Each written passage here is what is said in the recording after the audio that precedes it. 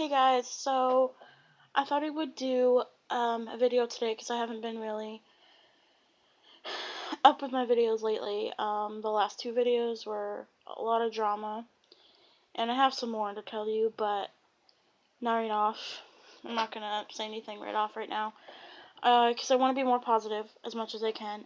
So yeah, I'm gonna be reading you a couple Reddit stories. One of them's like a scary stalker story, and another one is just a scary story in general. It's from the Reddit scary stories. And let me find the other story so I can show you.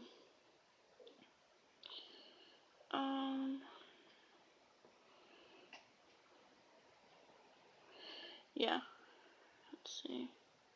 Oh yeah, it's from the username. Yeah, it's just like a weird, like creepy story. And the other one's a creepy stalker story. So yeah, this one is first is just a scary story, and it's called "I Was Stalked by Something in the Fog." I thought that was really kind of creepy, and I have not read this before, so we're both hearing it for the first time probably, or unless you've heard it, I don't know. But yeah, I'm reading it for the first time, so I don't know what's gonna happen in it. So yeah, let's get on with it. From the Reddit scary stories, and the username is Thesseril. I'll show you that right there is a username. I'll put the usernames down below in case you have a Reddit account and you want to look them up to read their other stories that they have. Okay. And this is their only story, I have no idea. But yeah, here is "I was stalked by something in the fog." When I was attending a university about 7 years ago, I found myself in a situation that would forever change how I conducted myself outdoors. When classes got out one January afternoon, the county I was in was hit with an intense blizzard. While it was pretty typical to get snowstorms every week in the winter months in that area, this one lasted a good few days. We got so much snow that the school gave everyone a heads up that classes would be canceled on Monday and Tuesday at least, due to predictions of the storm lasting clear until Sunday night. My roommates and I decided we would get our homework done early so that we could spend the weekend exploring some of the thick woods surrounding the campus. Why would 320-somethings be exploring in the 3 feet of snow, let alone howling winds and freezing temperatures? Well, even I think this sounds ridiculous looking back on it as a grown man. You see, my college was known for its various art programs that produced a number of gifted writers, painters, and actors. Over the years, many students fabricated stories and false accounts of various bizarre happenings in those woods, ranging from Bigfoot sightings to ghosts and coven activities. We thought the snow would make for an interesting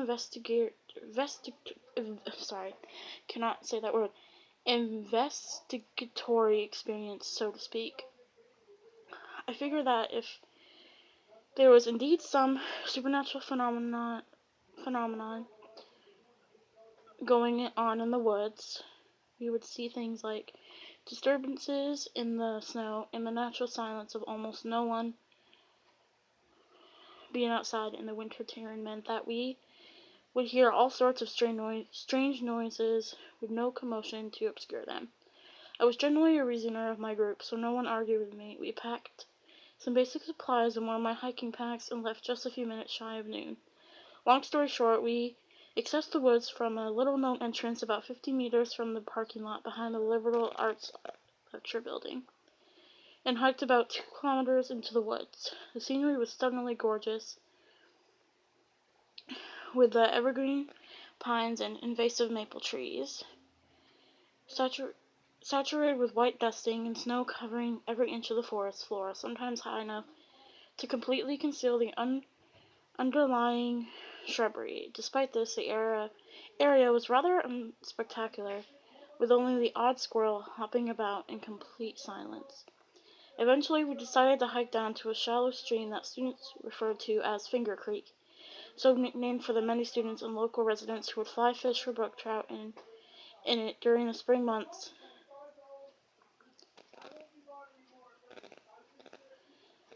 There were lots of large rocks along the bank. Sorry. So we thought we would roll a couple Northwest Delights and chill there for a bit. Well, we spread an old sheet full of holes and awkward stains on the ground and took our seats, joking about our butts being soaked with freezing snow water and even colder stones digging into our nethers as we tried to keep our heads from trembling as we rolled our smokes.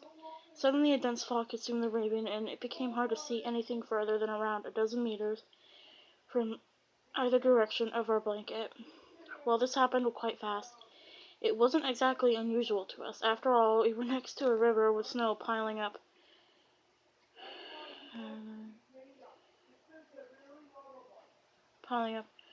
So it only made sense that we would get some fog. After a few remarks, we brushed it off and began to toke up. Piling above the ember marks, so it only made sense that we would get some fog. After a few remarks, we brushed it off and began to toke up.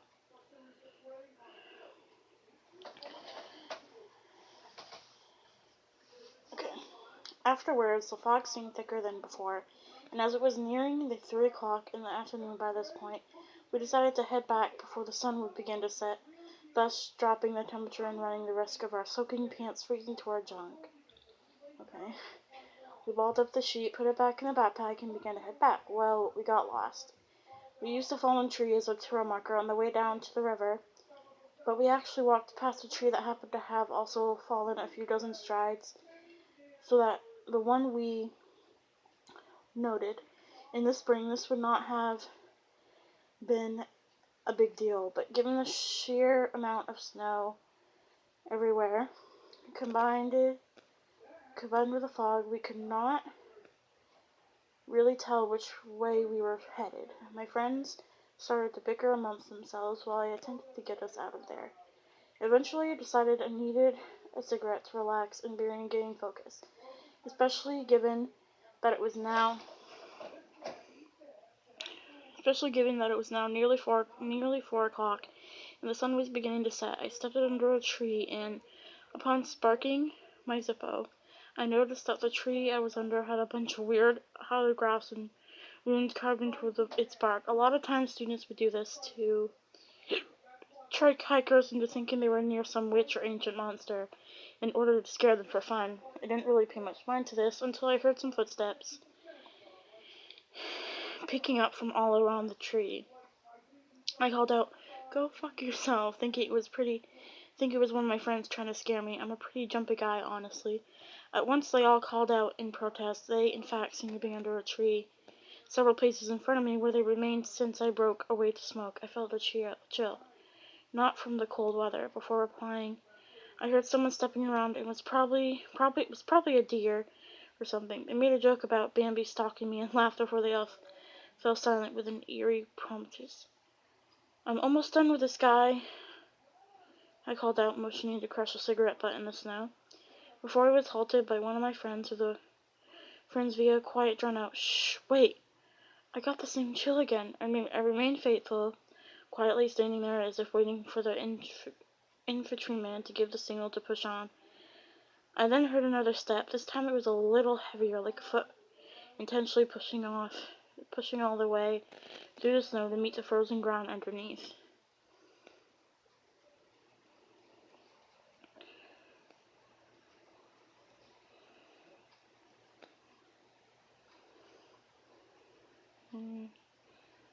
Let me look for it and I'll be right back.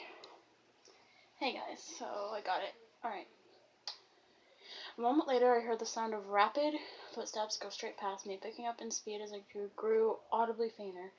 Jeremy screamed, and obscenely, I can't quite recall as the other guys shuffled in the snow, suddenly as if they were startled. Bear in mind, I could not see them from where I was, but I sprinted ahead, whether in diligence or stupidity, I cannot remember, until I tripped over one of them, who was on all fours struggling to get up.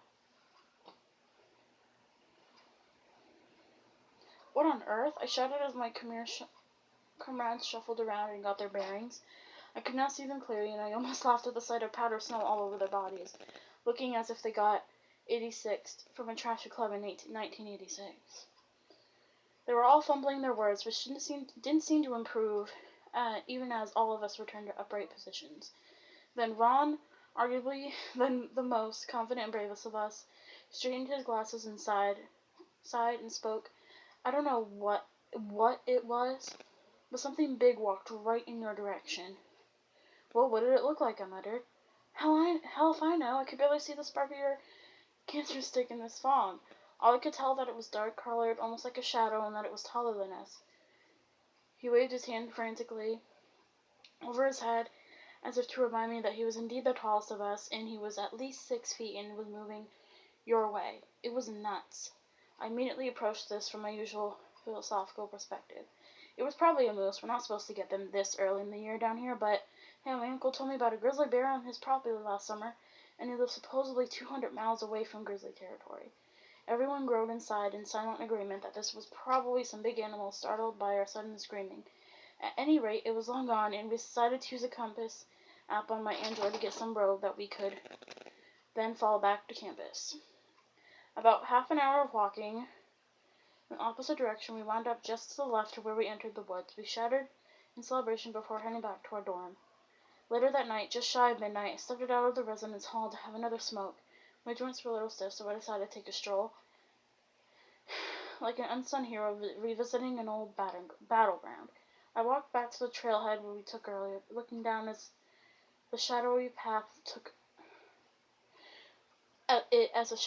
now looked to be the throat of some great animal, descending into nothingness as in an almost graceful void. I sighed and turned around to head back. My heart skipped a beat, and I was speechless. I could not move or scream, only inhale sharply as I witnessed the most terrifying thing I had ever seen. Towering in front of me, at least 10 feet tall, was a being as dark as oil, with a long and twisting neck, extending upward and then curling back down in a supernatural arc, creating a small, oblong skull with a wide gaping mouth, bearing a bottom row of flat teeth and a strange bony appendage just below what appeared to be a blunted nose pulled into its face, and two beady yet bright silver eyes spaced far apart and sitting on either side of that skull. I could make out no further features of this thing, only that right in the center of its awful, somewhat feathery torso, which seemed surreal and featureless, it held a stark resemblance to mine close to its chest, if I had one. My eyes slowly rolled up to meet this thing's before I fell to the ground, laughing manically as snow swirled around us.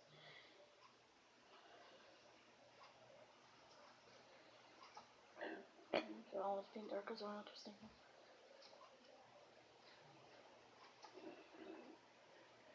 My eyes rolled up to meet this thing's before I fell to the ground, laughing maniacally as snow swirled around us.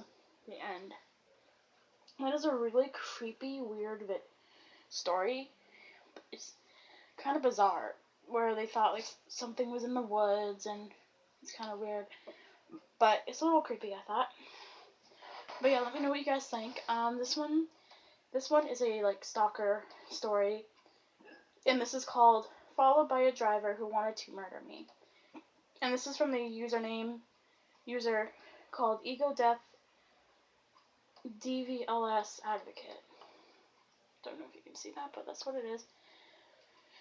Yeah, so this is followed by a driver who wanted to murder me. Ooh, okay. Hello, I am reaching out to Reddit because this is really the only way I can talk about what really happened this night. It was the scariest night of my life, and the events continue to haunt me. I know I have bad anxiety. I know I have had bad anxiety when driving at night in fear that the man in my story will find me again. A little background. I was 16 at the time and new to driving with a license. After work one night, I heard about a party and decided to go. My parents were strict, so I told them that I was just sleeping over at a friend's house. On the way to the party, I got into the wrong one-lane lane wrong one-way lane at the stoplight, turning into a small highway. I was already late for the party, and it would take several minutes to turn around, so I stupidly decided to cut the guy off in the lane to go straight across and turn around on a side street because it was faster. He immediately rode my ass and continuously flashed his high beams, singling me for me to pull over. My parents had warned me about pulling over for anyone, especially after you piss them off, so I didn't. The guy had me nervous because he wouldn't stop riding my ass or flashing his high beams, and I just wanted to get away from him so I could relax. I made several turns and he followed everyone. By now I was sure he was purposely following me, and I was scared. A few friends of mine had gotten into a bad situation with a car that they pissed off, and that instance was running through my mind. I couldn't call the police or my parents because my parents couldn't find out that I was going to a party or I would be in a world of trouble. So I slowed down for a while and was hoping he got used to the speed. Then I gunned it and made quick and sharp turns to lose him. I made the first few right turns I could and ended up spun around in a cul-de-sac in a neighborhood I was familiar with. I immediately shut my car off, and a few seconds later his car sped right by me. I waited there for 15 minutes with no sign of him and calmed down and called friends. The neighborhood was just a big circle basically and had only one main road to leave it. When I was sure he was gone, I turned my car on and pulled onto the main road leaving the neighborhood. No sooner had I turned into the road had a pair of headlights turned on. It was him. He had waited for me the whole time with his car turned off for me to turn onto the street leaving the neighborhood. My fears were going deep inside because for someone to wait just like that because I cut them off had to have wanted to do more than kick my ass. The scary thing is that when I was originally pulled up next to him at the stoplight, he probably got a good look at me, and I'm a big guy who most people wouldn't want to mess with. I had turned out of the neighborhood and was staying relatively collected considering the situation. He did the same stuff as before. He kept flashing his high beams and rode my ass. I needed to lose him again, so I did the same thing as before. I drove slow for about a minute and gunned it all of a sudden and made the first turns I could really quickly. I ended up on a 2-street housing area with maybe 10 houses. I know far from ideal. I drove onto this guy's driveway that went behind his road and looked like it turned into a back road. The driveway was misleading and just ended behind his house, but I still turned the car off because my stop was probably seconds behind me. The driveway was barely wide enough for my car, so I would have to back out to leave. And to make matters worse, if the man saw me, he could easily block me in. I saw him driving slowly through the small neighborhood looking for me, but I was mostly hidden. The house I was at had a sliding glass door in the back, so I was worried that they'd see me sitting there for a while and call the cops. Once again, I didn't want the cops or anyone else involved unless I was sure I was going to die because my parents couldn't find out about it.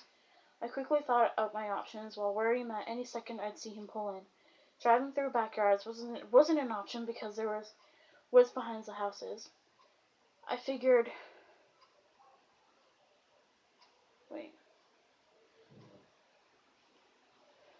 he turned on the way home. I eventually stopped seeing him and was sure he was gone. When I got home, I made something up as to why I didn't sleep over and spent the night staring outside, checking for headlights. I still have bad anxiety when driving at night because the man likely lives in the area, and I worry that he will do what he will do if he happens to see me on the road again. Wow, that is really creepy. I don't know what I would do in that situation if that happened to me. Wow. Okay, and a few people commented on that story, so I'm just going to read their responses. Hey guys, so these are like all the replies that people did to the story. What happened to this guy? Jesus, I would have shit my pants. So glad you're okay and that guy never caught you. Good on you for thinking smart. It definitely saved you. I don't understand how someone could do that to another human being like that. I mean, he waited for you twice. If he can do that, imagine what other lines he would cross. Worst case scenario, drive to the police department and run for it. LOL. Damn, dude, that's some spooky shit. I bet that party was crazy sad. Okay. Hey guys. I just have a couple more. Damn, dude, that's some spooky shit. I bet that party was crazy sad. And then there's one that's a little long saying what happened to someone they know. Okay, my mom thought someone was following her home one night also. She had been out of town for business, and on her way home she had some guy behind her for a good while. She said at first she didn't think much of it because she was on a highway, but she wanted him to pass her, so she sped down to 45, but the guy was still on her bumper. She ended up having to trick the guy at a yield sign and going about 15 minutes out of her way to make sure the guy didn't follow her home. I remember her face when she told me the story. Makes me worry every time I'm driving on a highway now. That would me too.